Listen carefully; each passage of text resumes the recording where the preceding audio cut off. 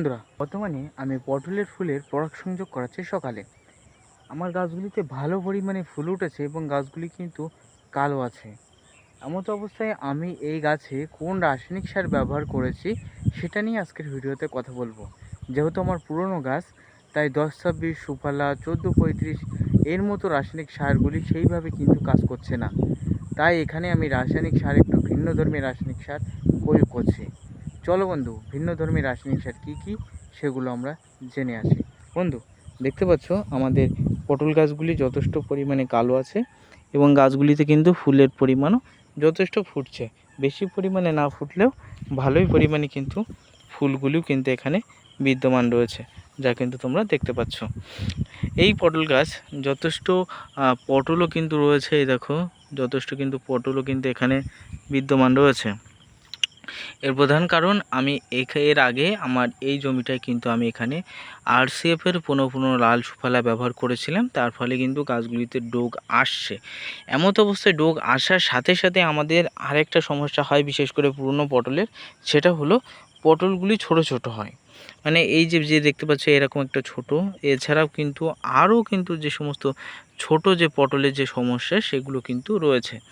পটল হতে হবে এই রকম, এই রকম সাইজ, তাহলে কি হবে, তার বাজারিক একটা চাহিদা একটা অন্যরকম থাকবে। হ্যাঁ বন্ধু, তার বাজারিক চাহিদা একটা অন্যরকম থাকবে। তাই যাদের পটলগুলি ছোট হচ্ছে এবং ক্যাটক্যাট হচ্ছে, পটলগুলি যথেষ্ট বড় নেই, তারা কি করবেন আজকের ভিডিওতে আমরা সুন্দরভাবে আলোচনা করব। কোন সার গাছের গোড়ায় দিতে হবে অবশ্যই আমি জানাবো। যে সমস্ত চাষিরা পটল চাষ করেছেন, পটলগুলি একেবারে ছোট এবং ক্যাটক্যাট হচ্ছে, তারা রাসায়নিক সার হিসেবে আমার মতে এখানে প্রথম অবস্থায় আরসিএফের লাল সুফলা পটাশযুক্ত খাদ্য ব্যবহার করে, দ্বিতীয় অবস্থায় যখন গাছের অতিরিক্ত ফুল ফোটা শুরু হবে এবং ফুল থেকে যখন ফলে পরিণত হবে, তখন এখানে ডাই অ্যামোনিয়া ফসফেটযুক্ত সার ডিএপিকে ব্যবহার করতে হবে। কারণ এর ভিতরে ডাই অ্যামোনিয়া রয়েছে এবং শুষ্ক অ্যামোনিয়া, যার ভিতরে নাইট্রোজেন রয়েছে বন্ধু 18% এবং 46% শুষ্ক কিন্তু অতিরিক্ত ফসফেট এর ভিতরে বিদ্যমান রয়েছে, যা অ্যামোনিয়া থাকার কারণে পটলকে ফাঁপিয়ে ফুলিয়ে তুলতে সাহায্য করবে এবং সাইজটা বড় করতে সাহায্য করবে।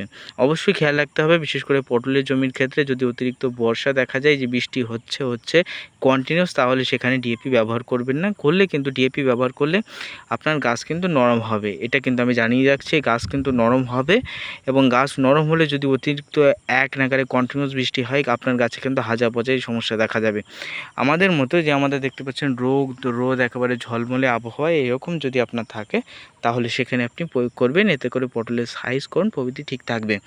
এবার অনেকে বলতে পারেন, দাদা আমি ডিএপির প্রচুর দাম আমি দিতে পারবো না, তাহলে তোমাকে বলবো অ্যামোনিয়া সার ক্রয় করো, যার বর্তমানে তোমরা জানো অ্যামোনিয়াম সালফার যে সার রয়েছে তার নাম হলো নুন সার।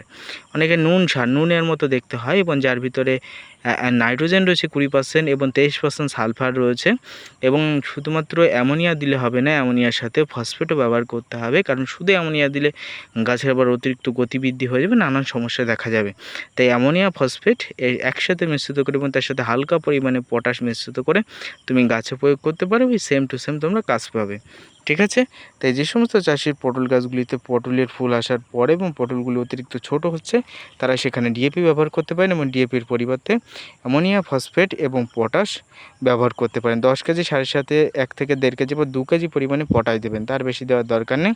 যদি মনে হয় না পটাশ দেবো না, তাহলে আমি প্রথমে বলেছি, প্রথমে সুফলা এবং তারপরে পরবর্তীতে, অর্থাৎ প্রথমে পটাশযুক্ত সার এবং তার পরবর্তীতে অ্যামোনিয়া এবং ফসফেট আপনি শুধুমাত্র ব্যবহার করতে পারেন।